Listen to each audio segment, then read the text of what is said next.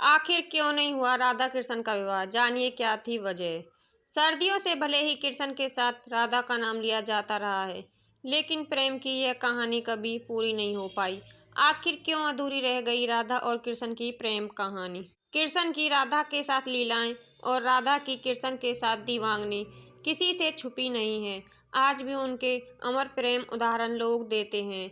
भले ही ये एक दूसरे के कभी हो नहीं सके, लेकिन फिर भी इनका नाम साथ में लिया जाता है। आखिर ऐसी क्या वजह थी जिसके चलते राधा कृष्ण की प्रेम कहानी अधूरी रह गई, ये किसी को नहीं पता। गर्ग संहिता और पुराणों में इसकी वजह बताई गई है।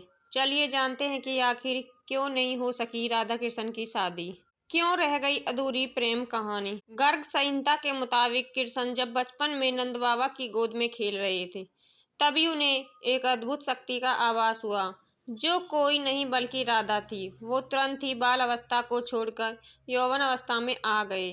ऐसा माना जाता है कि इसी समय ब्रह्मा जी ने राधा कृष्ण का विवाह कराया था। विवाह होने के बाद जब सब कुछ सामान्य हो गया, विवाह के बाद ही ब्रह्मा जी और राधा जी भी अंतर्ध्यान हो गए और कृष्ण भी अपनी बाल अवस्था में वापस आ गए।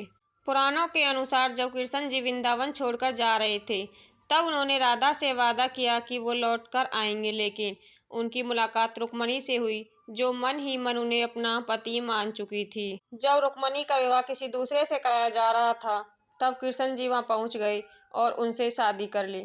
पौराणिक कथाओं के मुताबिक जब राधा कृष्ण बालपन में मिले थे, तभी उन्हें अपने प्रेम का आभास हो गया था। राधा कृष्ण से उम्र में 11 महीने बड़ी थी और दोनों का प्रेम आध्यात्मिक था, इसलिए वे कभी शादी के बंधन में नहीं बंधे। पौराणिक कथाओं के अनुसार राधा को रुक्मणी का आध्यात्मिक अवतार भी माना जाता है।